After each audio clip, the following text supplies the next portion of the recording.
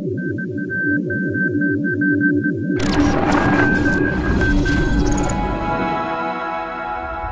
are we doing, everybody? Here we are live with Legends Lookback, looking at the chat. So we've got a good group here. So many that I can't even catch up. There's no way I can even read all these. All right, who we got here with us? We got Timothy. You know, Timothy, now that I know you a little better, I almost feel like our original Legends Lookback experience is a little bit sadder, because I used to just call you T13, but now we're on like a first name basis. I call you Timothy, you call me Jared.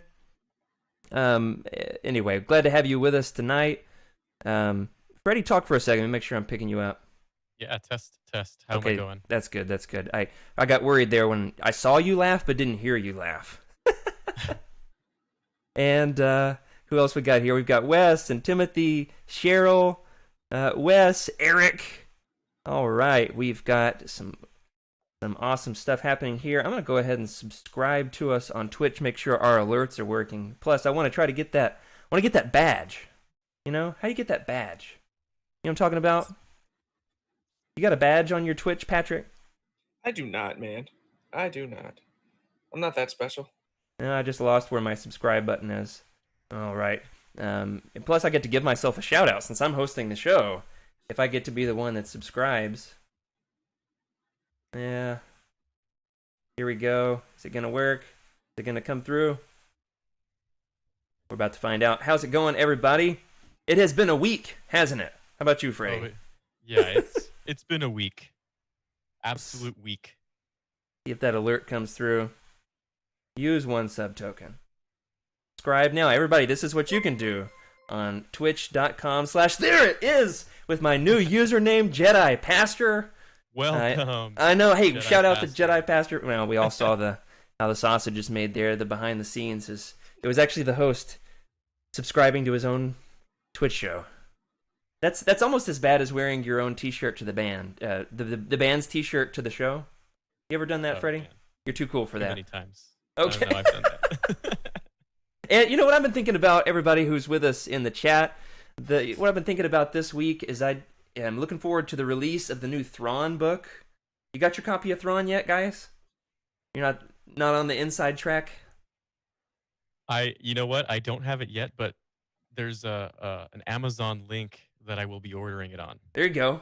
Where can you find that Amazon link, Freddy? I believe that's utini.com. Perfect. That sounds right to me. You click that link, we get that 4%, or is it 4.5%? It's pretty It's just awesome. a flat 4.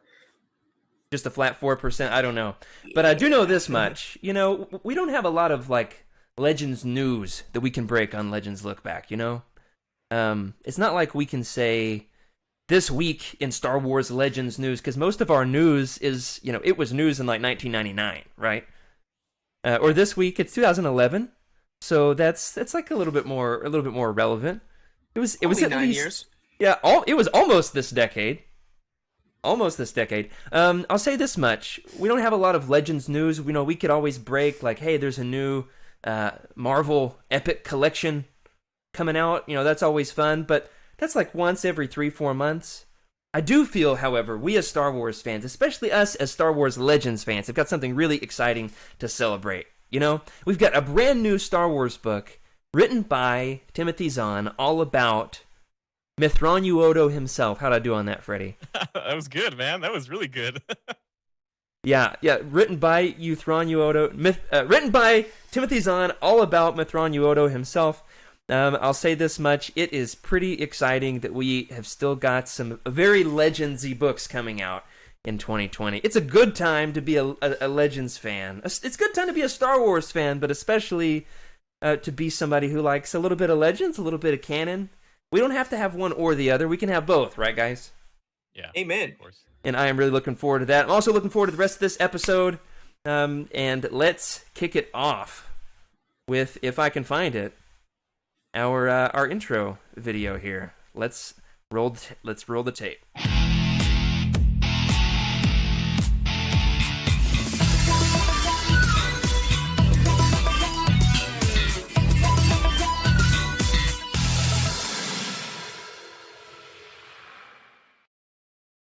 And hello, everybody. Welcome to Legends Lookback. This is a show brought to you by Utini.com, where we talk about all things Star Wars Legends. We're celebrating our rich EU history as well as diving into lesser-known Star Wars classics. I'm your host, Jared Mays. Today I'm joined once again, always a pleasure to have you with us, all the way from California, Freddy C. How's it going, man? And it's been a week, that's for sure. We're going to be talking about some pretty intense, in my opinion, intense things today. It's one of those. I'm not going to spoil it, but it's a 50-50 with some fans, and Yeah, I mean it's a personal favorite of mine. But I can't wait to get into it and see how people react. absolutely. Yeah, I'm looking forward to this episode. This has been a long time coming. As soon, Freddy, as we launched Legends Lookback back in October, was it October? 2020 feels like it's been 5 years long already. As soon as we launched the podcast, I immediately re-downloaded this book because I was like, what Legends book do I want to read? And it's been a long time since I've read. I've been just hoping and dying to talk about this one. We're going to be talking about The Old Republic Revan by Drew Karpyshyn. But before we get there, we've got to introduce our other special guest, his first time on the podcast. You know him and love him if you are in the Utini family, from Kanja Book Club. How'd I do on that, Patrick? Is it Kanja or Kanja?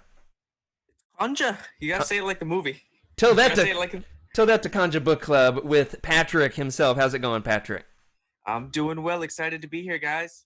Awesome. Glad to have you too. And here, you're not on Mos Eisley anymore. I'll see if I can fix that. We'll have to keep you over here. Put me back in the cantina. I'm not done with my drink. Perfect. Oh my gosh. There's always something to figure out when you're trying to run a live Twitch show. And it's our second episode of doing this live. And of course, pretty exciting that this is our first time to have a guest, even though you are seeing him in such a weird scene here. Uh-oh, not working. No, not quite right. Patrick, you're gone. Where'd you go? It's all a lot of fun to figure out, guys. There we go. Fixed. All right. Beautiful. Patrick, glad to have you on the podcast. And before we talk about why you wanted us to read this book, it's one that you were excited for us to talk about, we do have to address something pretty serious. Before we get any further into the show, and we're excited to have a wonderful, tremendous audience with us tonight, I will say this much. We've got an incredible community with Utini. One of the people we love the most at Utini is one of our content creators, Meg. Meg does all of our Instagram photos. She's writing a lot of our collections. She's making my collections that I write better. At like 11 o'clock on Sunday nights, she's always telling me, like, okay, let's fix this part and let's make this part better, and why don't you add to this? She even helped me with my Revan collection, so we owe her for this episode as well, and that is our wonderful teammate, Meg. Meg and a group of ladies in the Star Wars fandom are launching a new site called Project Stardust. By ladies, for ladies, all about celebrating feminine Star Wars fans. And as they've launched this site, have received quite a bit of pushback, quite a bit of hate, trolling, people jumping in their DMs and being hurtful and hateful, targeting them. And we just want to be really clear on Legends Lookback that we, in particular, as people who particularly love Meg and love ladies in the fandom, want to be really clear that we don't stand for any kind of harassment in the fandom. We support this project. Couldn't be more excited for it. You got anything else you want to add on this, Freddy? Yeah, just going back to the for ladies, Star Wars is there's a lot of very powerful women in Star Wars, right? You've got Leia, you've got Amidala, and of course there's more, right? There's a lot more that we can talk about, but there's no. You gotta say opinion, Mara Jade in Legends, Freddy. Oh man, I don't know if George will be happy about that one. George loves Mara Jade. He created Mara Jade, right? Sure. But the whole thing is we just don't have room for that hate. Honestly, if you're against it, get out of here. Honestly, we don't need you. We don't need you in Star Wars. See the door, get out. You heard it here, folks. Freddy's got the door for you. It's open for you to step out of. But I'm really excited to see what Meg and her team has in store for us. I'm excited. I just can't wait. Yeah, absolutely. The fact of the matter is, Meg's one of the most wonderful, lovely, encouraging, positive, hardworking people I have ever had the pleasure of knowing in any context. But even if she wasn't, hate has no place in Star Wars. Am I right? And so we support you, Meg. Meg's one of our only guests who's been on the show twice. She's covered, I think, a record number of books on Legends Lookback. She has covered, 4 books in the Karen Travis, The True History of the Mandalorians series. That's what I like to call it. The unauthorized History of the Mandalorians, Republic Commando. Have you read those books, Patrick? I have. Those ones, those are a little fuzzy in my mind. Those were been years back. But yeah, they're on my checklist. Well, Meg did an incredible job covering those. We're excited, of course, to see what they crank out, so we want to start off the episode that way. But this week, we're going to be talking about the Old Republic Revan. I'm not going to say that entire title every time. All right, we're going to have to come up with a nickname, because that's a little bit too long for me. We are talking about the Old Republic Revan by Drew Karpyshyn. It's an incredible Star Wars name, isn't it? You say Karpyshyn, like the fish? Or how do you say it, Freddy? You know what? I'm not even going to try. If there's 5 ways to say it, it belongs in Legends. I think that you just got to put a few apostrophes in there. If your Timothy's on, 5,000 apostrophes. I think I heard Drew Karpyshyn on a podcast, 5 years ago, and I'm pretty sure I'm not making this up, right? So we're excited to be talking about this book. This, of course, came out back in 2011. Drew Karpyshyn is infamous, absolutely infamous in the Star Wars fandom for being the lead writer on what I would say is the Star Wars property. All right, hot take here, guys. I would rank KOTOR as second only in my Star Wars fandom to the Thrawn trilogy and the original trilogy. Then I would put KOTOR at third for me. Out of my trilogy of the best Star Wars that was ever Star Wars, I would put KOTOR right there. I'd say OT, Thrawn trilogy, KOTOR, and then somewhere way down the line is this book. Sorry, shots fired. Yeah, it's okay. It's great. But what's your history, Patrick, with the KOTOR games? Not with this book, but with the game specifically. Man, I started playing them. A friend got me playing the first one in 2006, 2007. I was still in middle school, and so I still wasn't into all the games at the time. I was still pretty much heavy on like the original Battlefront. Oh yeah, 'Cause oh yeah. what are those, like 2004 and 2005? I just relived those the other day on Utini Game Night with Wes. Absolutely excellent. That's right, y'all were doing the original Battlefront. Oh yeah. Oh my god, now I got a hot take for you, Jared. Okay, let's have it. Patrick's been on the show for 5 minutes, everybody, and he's got a hot take already. Ooh. Here it comes. That I will say this: the KOTOR game and the second original Battlefront are top 50 video games of all time, and y'all can fight me on that. Top 50? Okay. Top 50. Maybe so. I don't think too many people will fight you on that one, actually. Oh, okay. It's cold take then. Cold take. Cold take. People in the chat are talking about my Utini mug. Said I'm showing off the merch. Product placement at its finest. You too can order this sweet merch if you're watching this later on YouTube at utini.com/merch. Maybe. I think that's the right link. I'm sure Joxy will plug us with the link in the chat. How about this book? We've talked about the KOTOR games. Patrick, when we first talked about having you on the show, you mentioned this as being one that you'd be interested in talking about. What is it about this book that got you excited to hop on a Twitch stream, a podcast, a YouTube video? We're on all 3 platforms now, everybody. The trifecta. The treble. Absolutely. No, I have I shouldn't say a love-hate relationship with this book, but I do have a fondness for this one. It continues the long-lost story of Revan. Yeah. And it's like the little building bridge between, the SWTOR game that came out, honestly, relatively the same time as this. Or if you get far enough in that game, you pick up aftermath of this book. Right. But it fills in all those black holes that are in KOTOR 2 and between KOTOR 1 and 2. And it adds to the mystique of him. Yeah, totally. It really does bring them together. I would consider this like the third in the Revan trilogy. You've got KOTOR 1, KOTOR 2, which has little to no Revan at all, and then maybe like in a dark side Force Cave kind of a vision.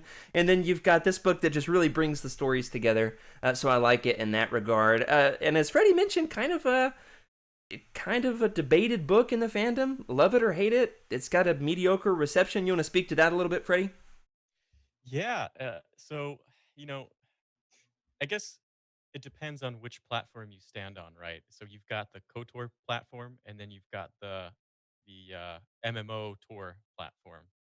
And depending on which side you're on, you tend to fall on one side versus the other. At least that's how what I've noticed.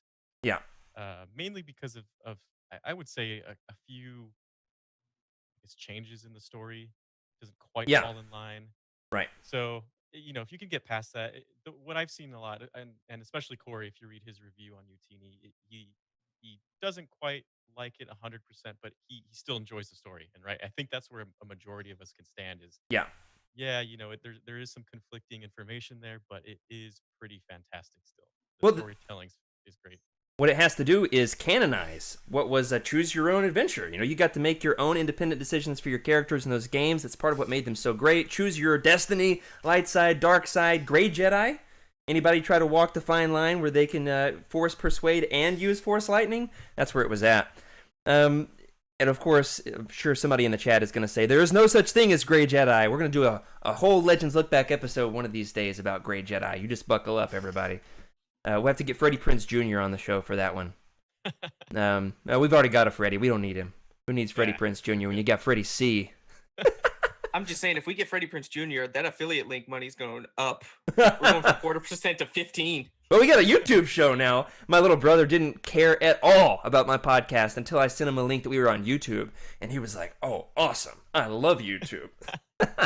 And of course, the very first episode, I made fun of him for sending my Christmas present late. And so, guys, we are going to dive into this one. Came out in 2011.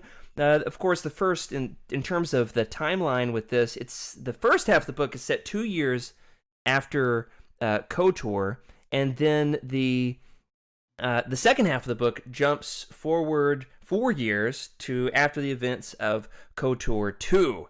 And so it kind of spans this weird spot in the timeline. If you have more timeline questions, everybody, hit up Trevor in Utini's Discord, and he will tell you everything you need to know about the timeline concerning the Old Republic Revan. And before we dive into this any further, we're going to take a quick break, fix a couple of things on our end, and then we're going to be back in like 1 minute. All right, everybody. Thank you.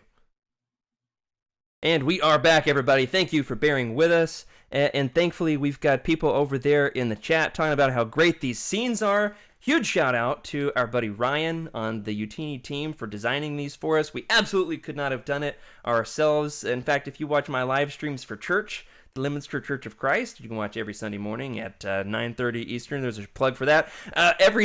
You'll notice that our stream is not quite that fancy.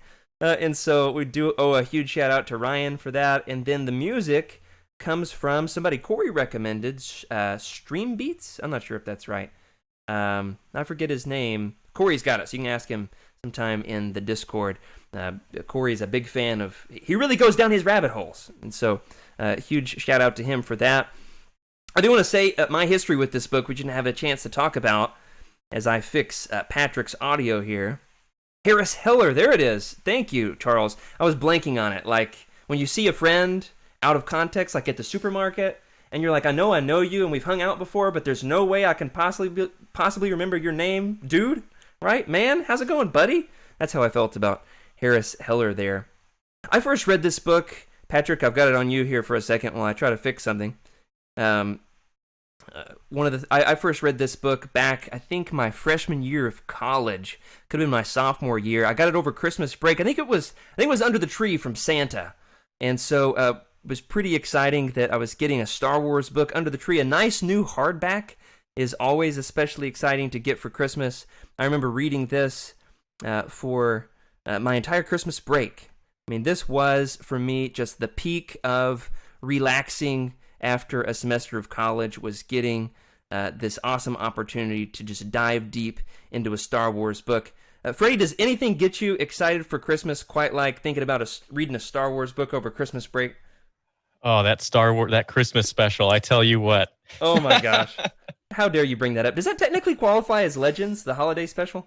That is one of those legends that Lucasfilm has been trying to bury for so many years.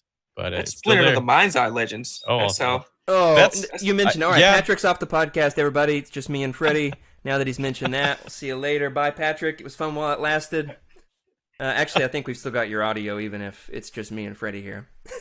But no, that was really quite the book. And what would you rank higher, Freddy? The Holiday Special or Splinter of the Mind's Eye? Oh, that is really hard. I would have to say, for those of you who have not seen the holiday special, you need to see it. You have to see how I hate to say this, but how terrible it is. Well, I showed it to my wife the other day. My wife was like, wait, is this the thing? And I was like, wait, you've never seen the holiday special? Stop the presses. I turned off I think we were watching The Bachelor. Turned that off. And I was like, we are going to watch this right now. Wait till you find out what happens on Kashyyyk. Wait till you see what the Wookiees are doing. You are in for a wild ride. How about you, Patrick? What's better, Splinter of the Mind's Eye or the holiday special? Ooh, Splinter by a hair. Okay, Splinter yeah, by I a think hair. I think I'd give it to that as well. If you would like that, everybody, you can listen to Legends Lookback episode 8, which is now available for everyone worldwide, right? At least to all patrons for the time being, and it's going to be out pretty soon, hopefully on iTunes as soon as it gets approved. All of our episodes are going to be available for everybody now that we're out from behind the paywall. But this episode, what's even better than the holiday special, even better than Splinter of the Mind's Eye, is The Old Republic Revan by Drew Karpyshyn. Remember, folks, with the when it comes to us actually getting into the story, this is going to be spoiler heavy. So this is your chance. If you want to experience Revan's story in all of its incredibly two-sided glory, all right, this is your chance to get out, or you're going to have his story spoiled. Go ahead and sink 35, 40 hours into playing Knights of the Old Republic and then come back to us. Or maybe 35, 40 hours into the second game and then come back to us. The video's not going anywhere. But if you want to stick around with us, that's absolutely fine with me. You're in for a wild ride as we get into the story of Revan by Drew Karpyshyn. And I just lost it. Who was it, Freddy? Who was it that just subscribed? The notification came up, and then it went away. It was there, and now it's gone. Whoever it was, glad to have you here. Thanks for subscribing. Oh, we got those Catch alerts, that one. and then it slipped right by my notice. We're still figuring this out, everybody, in case you can't tell. So thank you for one Nile? Is that like Darth One Nia Nihilus? L. One Nia L. Darth Whoever it is, Nihilus. welcome, and thank you for joining us on Legends Look Back. We're talking about the Old Republic Revan. Here it is, folks. Years after rejecting the dark side, Revan has saved the galaxy from the hands of his best/worst frenemy. You know how it is. You've got friends like that, everybody, don't you? That is Darth Malak himself. Revan is once again haunted by Force dreams. Every time I have a bad dream, I'm like, well, you know, I'm not the only one. You got Anakin, you got Revan. That's what I tell my daughter when she wakes me up in the middle of the night with bad dreams. I'm like, you're in good company. Revan also has bad dreams. Anyway, he's woken up by these horrible Force dreams and comes to realize that they're actually fragmented memories of the events that led him to the dark side in the first place.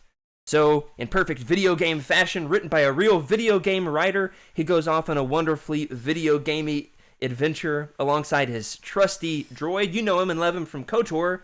No, not that droid. Not HK-47, but we're talking about T3M4, the droid that's, you know, friendly and less likely to murder you.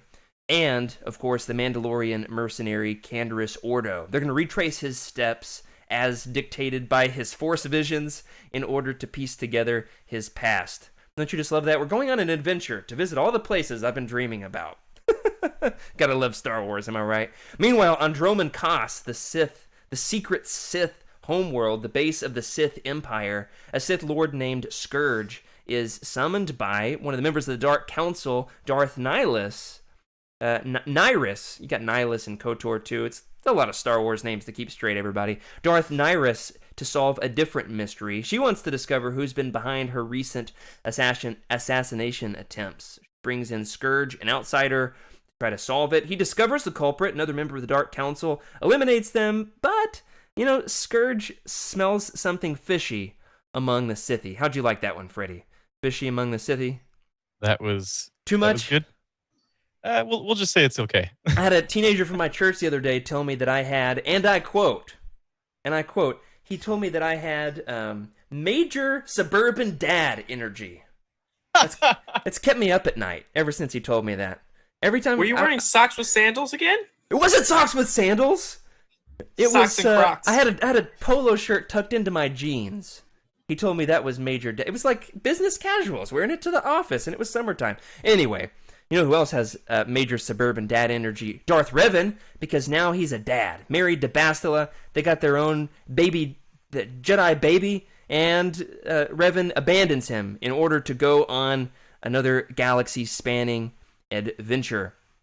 This time around, they're jumping all around the galaxy to find these locations from his vision. In particular, he needs to go back to this location where he had eliminated Mandalore back during the years of the Mandalorian Wars. They team up with some other Mandalorians, fight other Mandalorians, and end up in possession of the mask of Mandalore the Ultimate. Of course, after receiving this mask, Canderous Ordo takes up the challenge to try to unite the Mandalorians by donning himself as Mandalore once again. Canderous's journey goes on to his next step, but Revan still has some tracking down of some bad guys to do, as he discovers that the reason he had turned to the dark side in the first place was after having discovered the existence of the Sith Empire. Of course, after this major turning point in the book, we go ahead and skip ahead a few years because Revan's ship is shot down. Revan is captured by Scourge and Nyrus, and then T3M4 has to eventually repair the ship, make his way back to Republic space, where he alerts his other great Jedi friend, Mitra Surik, that is the exile from KOTOR 2. T3 alerts her to her and Bastila as well to Revan's capture. They team up together. That is Mitra Surik with T3M4 eventually go and rescue Revan alongside Scourge on Droman Kaas, who wants to stop the Emperor after having kind of befriended Revan during his many years there in prison. They team up, they take down the Emperor, except for they fail horribly. Revan then is imprisoned for the rest of time. But while he's imprisoned, after having tried to take down the Emperor and failed, he's secretly kind of assaulting the Emperor via the Force. How do you think that works, Freddy? What's going on there with Revan's assault on the Emperor? Even though he's been captured, it's like he succeeded, but he failed at the same time. It's kind of anticlimactic for Revan. Anyway, Yeah. It ends with our great hero finally meeting his match, but he's not quite dead. He's in suspended animation after having failed his attempt at taking down the Emperor, but it was awesome. That's all we can say, right? All right, how would you rate this one, Freddy? On a scale of 1 to 10, Old Republic Revan was not the best summary. I tried, guys. I tried. How would you rate this one, scale of 1 to 10?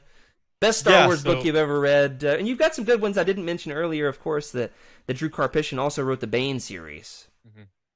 Yeah, they're very convoluted, Cheryl. Very convoluted. The book in itself, I believe, is a little convoluted. It hops around. It covers so many things. You've got these two major parts.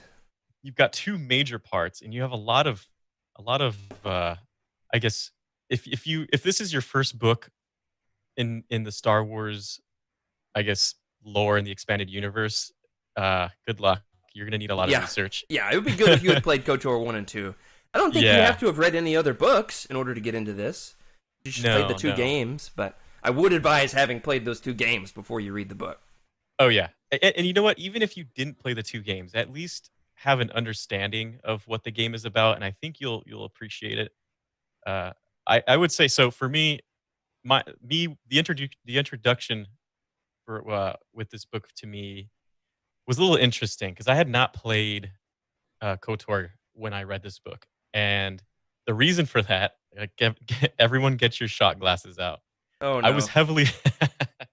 Is it going to be Star Wars Galaxies? Everybody vote. What's Freddy about to say? 1, if you think he's about to mention Star Wars Galaxies. 2, if you think he's about to mention the Truce at Bakura. All right, take a vote in the chat. Which one is it? Galaxies or Bakura? 1 for Galaxies, 2 for Bakura. Which one is it?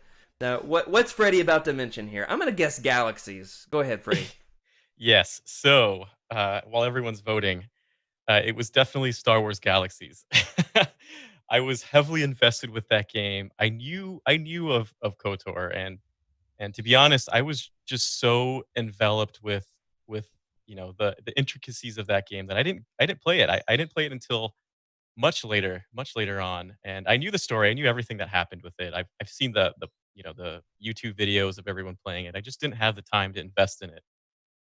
I liked it a lot, but I was more into the massive online part of it. So when it comes to that, I actually really did enjoy the book. It was very complex, right? It was really interesting, but it rates fairly high on my scale. I give it a solid 7. Okay, yeah, Freddie, we typically have similar scores on these books. Before I make up my mind completely, let's pass it over to Patrick. Patrick, how do you rate this one? Can you go any higher than Freddie? I'm happy that. Ugh, if I can use words tonight, I might. All right, Patrick's off the podcast. He tried and failed. All right, now go ahead. Man, I'm fired on my day off already. Good lord. No, I think I'd give it a solid between 7 and 7.5. I can't really pin it down because it's one of those books that's if you're really into mood for it, then yeah, you'll rate it a little higher. But Yeah. if you also audiobook form will keep you engaged in it a bit better. Yeah, I will I'd say say the audio on this. Audiobook 7 is a 7.5. The actual like hardback paper copy 7. I'll put it like that. I like that. Yeah, I think I've done both. I think I've done both the audiobook and the hardback. Haven't read the paperback, so I'm gonna have to have a third read through here. I think I'm gonna give this one a solid 7, maybe a 7.2. Just go a little higher than Freddie for the sake of mixing it up, giving it a whole 0.2 higher. How about you? Anybody that's read this one, where would you rate this? Let us know in the chat. Love to know. Based on just my summary, that amazing, wonderful summary, how would you rate this? Hopefully higher than Splinter of the Mind's Eye. But guys, we're trying out our first ever 2-part roundtable so that we're not keeping people glued to their computer screens because Zoom fatigue is a real thing, am I right? 2020 in a nutshell. I do want to ask tonight all about the characters. Next week we'll talk about the overarching plot points. And we've got some great stuff to discuss. Awesome stuff on the horizon. Tonight, let's start off with, and this has been one of the major complaints, I think, with this book, is a lot of people have said, I thought we were going to get a book about Revan, and instead we got a book about a random Sith Lord. Scourge. Scourge, okay, he's not the most successful Sith ever. He ends up being, befriended by the Jedi in his prison cell, and ends up trying to assassinate the Sith Emperor. As far as Sith are concerned, Scourge doesn't exactly pass with flying colors. He's not going to graduate from his Sith Master's program with magna cum laude. I don't know if they've got those for Master's programs because I've been working on mine for 7 years with no end in sight. He's not the most successful Sith ever, but Patrick, what do you think sets Scourge apart as a Sith? What's your opinion on Scourge? Make it or break it with Scourge. Thumbs up, thumbs down. What do you think of Scourge? I'm in the middle with him. Part of me, there's parts of this where I just like, oh my god, really? You're a Sith? Like, really?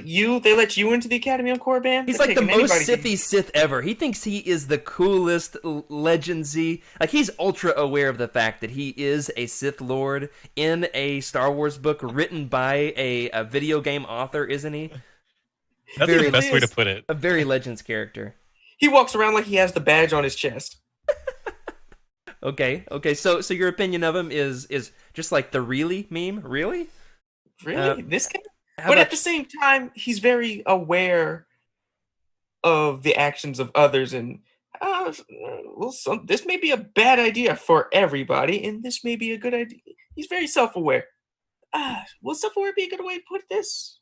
He at least, I would put it this way: Scourge is not buying into the system of sucking up to all the different members of the Dark Council. Scourge is kind of fed up with the politics of the Sith Lords, and it's kind of more dedicated to being an awesome, dark, broody Sith than he is to trying to play ball by all the Sith rules. What do you think? Is that true, Freddy? Yeah, so the vibe that I get from Scourge is a little different. It in my opinion, it's almost the opposite of Anakin. In the sense that he's a Sith already. Some people would say that's a good thing, if the opposite of Anakin. Not Adam. Sorry, Adam. Sorry, Adam. But in the sense of like he knows he's a Sith, but he doesn't seem like he fits in. That's the best way to put it, honestly. He just doesn't fit in. Until he meets his BFF down in the prison cell. I have a question for y'all. I'm Does the he one asking compare- questions here, Patrick. What do you think this says? All right, Patrick is fired for the third time. All right, it was fun while it Man, lasted. that's a record. All right, go ahead, Patrick. Go ahead. It's fine. Does he compare to Malgus to y'all? Because that's one comparison I always thought of him Yeah, as. yeah. I've definitely. I do get them a little bit confused in my mind. They've got like that, at least in the audiobook. I think that Mark Thompson uses the exact same like Sith Lord voice for both of the characters. So at least for me, that gets confusing. My thought about Malgus is that he's a hopeless romantic. If we ever get to that book, Yeah. which one is that one? Deceived. Yeah. Yes. My copy of Revan here. I meant to show it off early in the episode now that we can do this on YouTube. If you're listening on audio, I'm doing the Vanna White with my beautiful hardback of. No, I don't have the hardback of Deceived. Is that the Malgus book? What do you think is similar about Malgus and Revan, Patrick? In Revan or Scourge? Scourge. Yeah, sorry. No, I like had it. me You say confused for a second. Scourge. I say Scourge like a Southerner. Scourge. I'm not Southern enough for you? I'm Sorry. from Virginia, sir. We are part of this too. If it's north of Arkansas, it's the north. Go ahead. Oh, that's a very slimming down thing. South Carolina and North Carolina want to talk with you, sir. Scourge. But they're very much against the politics. They do not care for the undermining. They are both also they recognize more of the warrior status than the actual political status. Like both of them care about your ability in battle Yeah. way more than they actually care about who's able to sit at the negotiating table. Sure. There's Sith who are more comfortable in the weight room than in the boardroom. There you go. Oh, absolutely. That'll preach right there. So why do you find yourself rooting either for or against Scourge? And I find myself going back and forth. Are you pro Scourge as you're reading the book? Are you like, man, somebody take this sucker out? Let's have a lightsaber end this and get back to Revan. Are you rooting for Scourge or against Scourge, Freddy? I would say rooting for. I like that he's a bit of a rebel, right? He's definitely he's got a rebellious nature for sure, and I like that in characters. I like he just seems like an actual. I don't know how to put it, but I mean, everyone's a Sith, I guess, on that planet. But he seems like a real Sith, right? Like just destruction and He's like a hipster and Sith. yeah, yeah, yeah. That's a good way to put it. I find myself rooting for him at times, kind of like with Malgus. I rooted for him at times. You could see. I mean, yeah, he's a hopeless romantic, that's for sure, Malgus. But I like Scourge. I like his character. I'm going with Scourge. That's his name for me too, I guess. We got a great question in the chat from Cheryl. Cheryl said that she's pretty new to all the Revan lore, which, hey, welcome. This is a great place for you. You can get caught up to speed, kind of, because it is a little convoluted. We'll say this much about your question. Is this before the rule of two? Yes, it is definitely something that Bane discovers and kind of engineers 3,000 years later. For all your timeline questions, find Trevor in the Utini Discord. But we will say that there's a lot of Sith. They're all hanging out. They're backstabbing one another, and it does not really bode well for many of them. There's a lot of Sith that get taken out in this book. That's one thing that Revan loves to do. He's really good at as a Sith. Revan likes to really kill a lot of Sith. Yeah. So we've talked about Scourge. Did you want to chime in on this one, Patrick? Do you root for him or against him? As much as I rolled my eyes at him throughout this book, I actually did root for him. I thought he had that anti-hero vibe going for him. Yeah. So I was like, you know what? I want to see you succeed. Yeah. You're trying hard, buddy. What's cool about him is that he doesn't turn to the light side. Like, he definitely still stays committed to evil and darkness and, like, piercings, But for him, a lot of body armor. But for him, Did you really just say piercings? Piercings, yeah. For me, it's like darkness. I'm like full light side over here. I'm like thinking, what's the darkest, meanest thing I can think of? A hipster. Neck tattoos. Neck tattoos. All right, everybody can see my face turn red on the Twitch stream here. I will say this much. I cut over to Freddy's. People don't have to see me embarrassed. Is that the thing about Scourge is that he stays on the dark side. He never goes to the light. He does team up with Revan because Revan is an awesome Sith in his mind, not because Revan's a Jedi, right? Revan's got that Sith cred, a lot of Sith cred in Scourge's book. Do you think Scourge can read? You think he has books? I don't take him as a very literate guy. Yeah, no. But you know who does love to read? Revan himself. That's why everybody's here. All right, everybody who fell asleep talking about Scourge, wake up. Now it's time to talk about the only Jedi. I'm going to go ahead and say this. The only Jedi who could beat Boba Fett in a costume contest. Don't you think? Oh, yeah. Is there any costume in all of Star Wars that's cooler than Revan's? That's really hard to compare. I mean, Darth Nihilus, maybe not quite, but Revan for sure. Nihilus and Malgus are up there. Yeah. Yeah, Cheryl is confused, and that's good. She's trying to figure out the whole thing with Revan. We didn't give the whole backstory here. Revan's thing is this. He was a Jedi who turned to the Sith, who then is captured by the Jedi, brainwashed by the Jedi, then restarted as a Jedi. Like, that's where you jump in and get the chance to kind of help Revan rediscover his identity. Eventually rediscovers his identity, has the choice, going to turn light, going to go back to the dark side. The canonical view in this book is Revan stayed on the light side after his conversion. At the end of this book, ends up on a dark side planet trying to take down the Emperor, teamed up with a Sith Lord. Does that about cover it, Freddy? Yeah, I would say that's pretty good. He's light, and then he's dark, and then he's light, but he might be dark again depending on what path you chose in the video game. But then in this book, he's light. He's a Jedi. Does that cover it, Cheryl? You feel like we're all caught up to speed?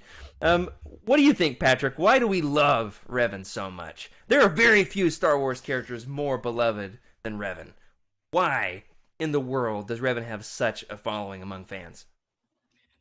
For me, I think he's everything that we wanted out of like a fully mature Anakin.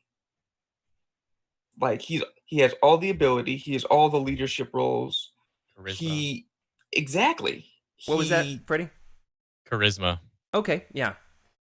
He doesn't have the emotional issues that Anakin did, but that's a whole other topic we can get into. Well, I think it's because in the video game he doesn't say much. He's mostly a blank slate, so he doesn't have a lot of emotional baggage. He's mostly just like having dreams and wielding a lightsaber, right? Fair enough. But he's everything. He's everything that you wanted in a Star Wars hero, or at least in a Jedi. Yeah, he's definitely a superhero. He's not too dogmatic Legends. either. Yeah. He's not drinking the Kool-Aid, as the kids say. Yeah, that for me is my answer, but before we come to that, Freddie, why don't you take a crack at this? Why do we love Revan so much? Why is there such a fan following for Revan specifically? I mentioned the costume. Yeah. Patrick mentions the charisma. What do you think? I think it's his path. It's not linear at all. It is all over the place. And like we just explained to Cheryl, right? He's a Jedi who gets coerced.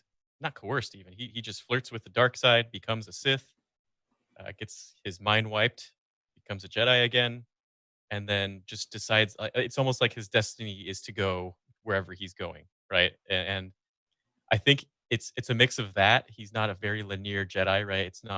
He's not into the dogma as much, but also he's basically a superhero.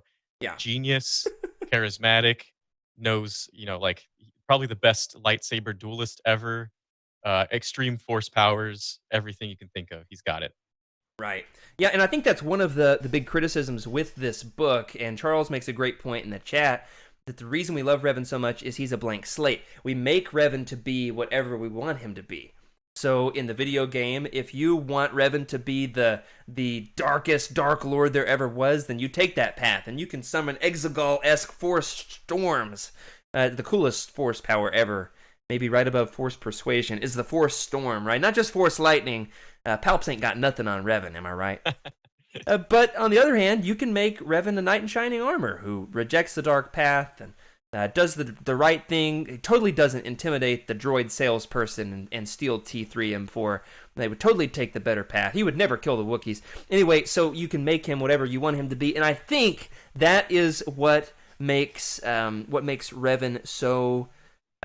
This book, at least, what makes it so controversial is it has to canonize the video game story in order to be able to tell the conclusion. A conclusion that ends in a cliffhanger. Man, Star Wars is so confusing. What do you think about that, Freddie? Do you think that's why people find this book controversial? That it canonizes the light side path, and people just really enjoyed their Force lightning? Yeah, Charles has a point.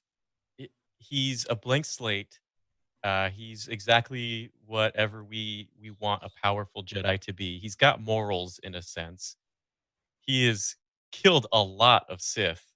Uh, he's powerful. I mean, he's amazing. Honestly, he's one of my favorite characters. And the fact that you just add all of those character traits and throw in some amazing armor, it's pretty fascinating. Yeah, you throw in that cool mask, and in fact, according to the art of The Force Awakens, it did inspire the mask, the design work for the Jedi Killer, who would become Kylo Ren during the development phase of The Force Awakens. So if you feel like Kylo Ren is derivative of both Vader and Revan, you're right. That's intentional. That's what makes him as ridiculous and wonderful as he is that he's very derivative. He is a Sith fanboy if there ever was one. And that's why we love him and hate him and all of it. All of it. I think my answer to this on why we love Revan so much is it kind of brings us into our next question, and that is he steps up to the plate to save the galaxy when the Jedi Council drops the ball, right? The Jedi Council is afraid to enter war. They don't want to have blood on their hands. And so the Jedi Council doesn't step up to save the galaxy and defeat the Mandalorians. We actually find that Revan goes rogue, right? That can be the title of our mixtape, Freddy. Revan Goes Rogue, a Star Wars story, featuring our hosts in tank tops. No, I'll say this: it's what makes Revan so great is that he sees through the hesitancy of the Jedi Council and he takes matters into his own hands. And I think now that we have kind of seen the prequels and we've seen the Clone Wars and how much that nuances the fact that the Jedi were not always infallible. That for me really resonates that Revan, during the Jedi Council of his day, he looks at them and says, listen, you're not going to save the galaxy from these invading brutes. I'm going to do whatever it takes. I'm going to lead a revolution if you're going to just sit on your hands. What do you think about that, Patrick? Do you think that Revan did the right thing in leading a band of Jedi to war to defeat the Mandalorians without the Council's approval? I absolutely do think he did. It's either you go fight them or you wait till they're on orbit of Coruscant and they're bombarding the city. There's no way about it because if we look even farther back, the Mandalorians were giving the Republic all the business. The Republic had no chance without the Jedi. So, and you think the Jedi can? Would it be right for the Jedi to be part of the Republic and not defend them in such a crisis? So he did what he had to do. Yeah, and for more of what that war actually looked like, the trouble is we don't see the Mandalorian wars in the video game. You don't really know how bad they are. You don't know just how much Revan needed to save the galaxy. And that story is found in John Jackson Miller's seminal run, Knights of the Old Republic, so it was called, for Dark Horse, ran for 55 issues. I'm like halfway through it, and it does show a few issues of the Mandalorians showing up on a planet and just bombarding the city, taking, imprisoning and enslaving children out of their homes. I mean, it's brutal and dark, and so you do get to see what that looks like and why Revan has to step up to the plate. I do think that when he crosses the line, at least for me, is when that power goes to his head, and then he turns to the dark side to have more power, and there's the Star Forge, and we're gonna wear out Joxy and Cheryl, who have never played the game, with all these details if we're not careful. What do you think, Freddie? Did Revan do the right thing? Do we need to have Joxy print up T-shirts that say Revan was right? Whatever it takes. I side with DJP money on this one. I I think what he did needed to be done, because if he didn't do what he did, who knows what the universe would have looked like, right? It would be nice to see what an alternate reality, Mandalorian, I guess, Mandalorian run universe or ruins. Who knows what it would be? It would just be chaos. But he Oh, did what he had to do.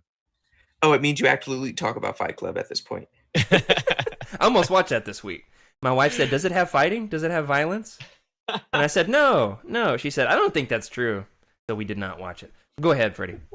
Yeah, it's he did what he had to do, but what ended up happening was, I mean, he is basically a superhero, in the sense that he had a lot of power. He destroyed a lot of things, and I think what needed to happen, honestly, for him to probably not go the route that he went, is to, I think, would be for the Jedi to come in and just have his back, right? To just know that they were there too, but they didn't do that. So if I Yeah. could just see he's probably just sitting there thinking, no one's gonna help me. These guys are wrong. I'm just gonna do my thing. And of course, he just gets all this power, and it goes to his head here, right? And that's where we're at. Yeah, and this book does kind of give a retcon on that he discovers the threat of the Sith Empire, and I'm not totally clear on how much of this was his choice to turn to the dark side. I think that Carpiscian leaves that a little bit nebulous, a little bit up in the air on whether or not Revan kind of was forced to turn to the dark side, or if it was his choice. You don't really learn that, do you, Freddie? I don't recall, honestly. Yeah, it's almost as if Revan had to turn to the dark side in order to amass enough power to be able to get the Sith army and defeat to be able to defeat the Jedi. And it's a little bit up in the air. I will say this much though, that for me, the redemption story with Revan is one of the most powerful in all of Star Wars. It's one of the things I love the most, especially as a Christian. I love me some redeeming allegories, and so this is something that for me is really important. The fact that Revan came back, and then when he faced his darkness, he had the choice to go back to the dark side and re-inherit the Sith Empire, which Malak totally would not have been cool with. But then he instead chooses the light, and that's one of the things I love, is that every day we have a choice. Am I right? And there we go. There's my there's my sermon of the day. But what do you think, Patrick? Do you prefer dark side Revan or light side Revan? I like light side redeemed Revan because I think he does walk that balance. He, back to my earlier point, he is that balance that everyone wanted from Anakin, that he carries both halves and he understands both. And how he operates, he's outside of that dogma. So he's more in tune. Right. Light side Revan's more in tune with everything. Yeah, he's got a little bit of dark in him, a little bit of light, a little bit of both. He's on the light side, but he's got a wife, right? He got the girl in the end. That for him is what sets him apart, right? And we can talk a little bit more about Bastila. Before we do, let's take a quick break, and we will be right back to talk about a couple more characters before we wrap this up. And we are back, everybody. Thank you. Everybody's talking about my my Jedi pasture handle. I love that. That's a huge shout out to Charles for coming up with that one. There was a meme that had circulated in the Discord of Yoda wearing like a suit and tie. It said Yes. Pastor Yoda, and Carl and Charles said that was me. And what's funny is in my denomination we don't even use the term pastor, but it's something that I definitely enjoyed the comparison. If I have to be Pastor Yoda, I mean, I guess that's fine. So it's not pastor like the meat, pastor like the shepherd, right? Okay, enough of that. I will say this much: we were talking about Revan getting the girl in the end, Bastila, of course, or if you're Freddy who says Bastilla, like he doesn't know what he's talking about. Isn't that how you say it, Freddy? Bastila, yep, that's it. Revan and Bastila have a family. They've got a child, Avner. In this book, it's like Revan, but backwards, because sci-fi.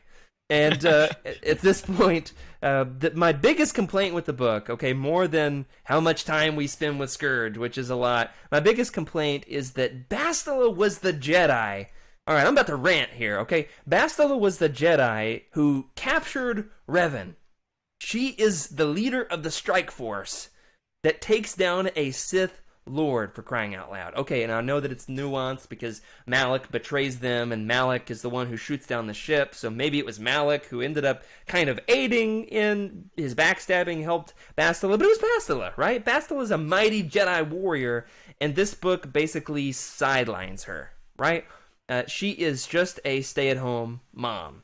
Now, I don't want to say, I'll be really clear on this for all of our moms listening, that being a stay-at-home mom is just as heroic as being a Jedi Master. Am I right? Yeah, absolutely. That's where you say amen, Freddy. There you go. Amen. There's nothing unheroic about being a stay-at-home mom. Taking care of kids, changing diapers, cooking meals.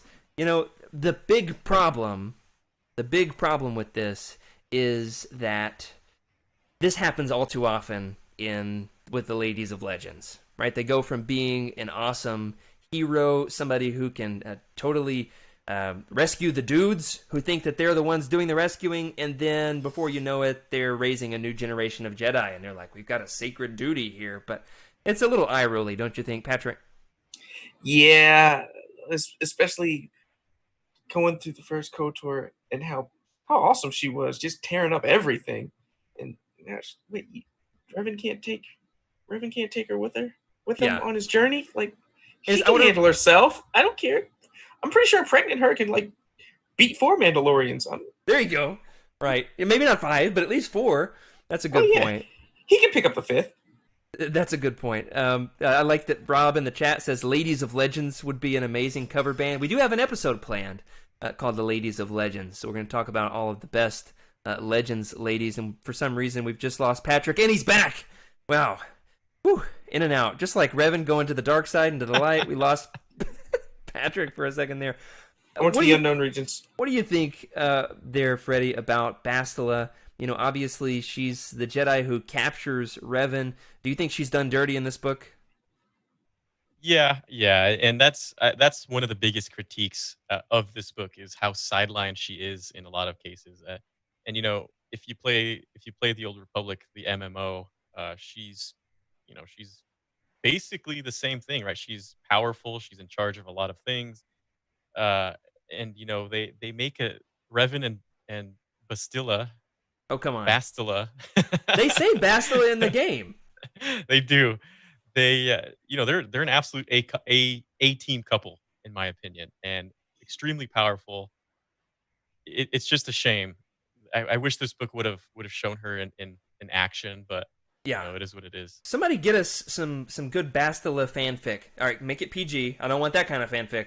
Don't want that stuff. Let me get a great Bastila standalone novel. It's going to have to be fanfic because we're not getting any new Legends stories these days. But I'd love to have a standalone Bastila book. Kind of like Queen's Shadow, but better and with Bastila, right? Okay, shots fired there. No, I actually enjoyed it just fine. You know who else is a great couple, though? Not just Revan and Bastila. Revan and Canderous. They are a dream team of Star Wars characters. You've got a Jedi who looks like a Mandalorian, and a Mandalorian who becomes an even better Mandalorian, right? I think that the team up between Canderous and Revan in this book is absolutely the best part of the book, hands down. Where do you think, Freddy, where do you think Revan and Canderous rank among the BFFs of Star Wars? You got some other good couples, you know? Yeah, this is a tough one because if you go down the list of Star Wars BFF couples, right? You've got the infamous R2D2 and C3PO. A good one. Yeah, and you've got Han and Chewie, another A team, right? They're, in my opinion, they are in the top 5 for me of Star Wars BFF couples. I'm gonna say an underrated BFFs in Legends. What about you, Very Patrick? underrated. Where do they rank? Out of all the bromances in Star Wars. Oof. I think they'll have to take that 6th or 7th spot for me. Because, all right, my number 1 is still Anakin and Obi-Wan. I don't even have them on my list. That's tragic. My chest, my heart, it hurts, it aches. Look what you've done to me. You're my brother, Anakin. That's just for you, Charles. That's for you. Oh, you're going to have Adam in here in a minute just calling in. You're going to make Heather cry. Yeah, right? If you say Anakin 3 times, he shows up. Yeah, right? I'll Also, say yeah, sprinkle a little sand. the only other Legends bromance that I say that tops this one for me, and that's just we don't have a ton of this. You've got one video game, and Mandalore, Canderous shows up in KOTOR 2, but there's no Revan. I would say the only other Legends bromance for me that is up there right alongside, if not better than this, would be Wedge and Tycho. A great friendship. Especially later on in the timeline, they come back, they're retired, they've been like hanging out together all these years, going on vacations. It's a beautiful thing, isn't it? And one final character for us to talk about before we wrap it up this week is the Exile. That's Mitra Surik. So the protagonist from KOTOR 2 is basically the protagonist of the second half of this book. It takes a wild turn, and it integrates her character, canonizes her character. Obviously, you get a choice of her gender in the game. In this book, is canonized as having been Mitra Surik. She was basically a disciple of Revan, who then was cut off from the forest for her actions at Malachor 5. I just want a t-shirt. We have Joxy design a Malachor 5 t-shirt. Not Malachor 5. Am I right? But what do you think, Patrick? How satisfying is it to have the Exile, Mitra Surik, team up with Revan at the end of the book? Finally, you get your protagonists from KOTOR 1 and 2 teaming up hand in hand. The only thing better about that happening at the end of this book is if we could have got like KOTOR 3 in that happening. Yeah, never. Unfortunately, everybody take what's a good way to memorialize KOTOR 3? It never happened. Hats off. Moment of silence for KOTOR 3. Pour a sip of beer on the floor for it. What about you, Freddy? What do you think about the integration of Exile in this book? Is it distracting to have a different protagonist in the second half, or do you think that it ties the stories together nicely? I think it goes well. I liked it. It worked, in my opinion. I know this is another one of those things where people wish that it was someone else, right? Bastila, and it didn't quite happen that way. But in order to canonize the book and to get it, I guess, in line, it was nice to see that. I liked it. I liked it a lot, actually. Yeah, I love the way that it ties them together. I think the very first thing I did that Christmas break was fire back up KOTOR as soon as I finished this book. And everybody, that's what you can do tonight, because that does it for this week's episode. You can go fire up KOTOR or KOTOR 2. KOTOR 2? Oh my gosh, try saying that 5 times fast. You try it, Freddie. You try it, Patrick. KOTOR 2. KOTOR 2. Got Patrick. We stumped him. There we go. Let us know in the chat. What do you prefer? KOTOR 1 or 2? 1 or 2 in the chat. Which one is your favorite? Which one are you going to be playing tonight, everybody? Next week, we're going to be looking at the overarching questions. Our first ever 2-part roundtable continues as we unpack the overall plot points. We're talking about the Revan Scourge team-up, the Sith Emperor's plan to conquer the galaxy. We're going to talk about comparisons with the Rise of Skywalker. That's right. We're even picking, and everybody, you've got a week to think about this, we're picking our own Sith names. Trying to top Scourge. Good luck. It ain't happening, but you can try. You won't want to miss it. That does it for this week. Thanks for joining us on Legends Lookback.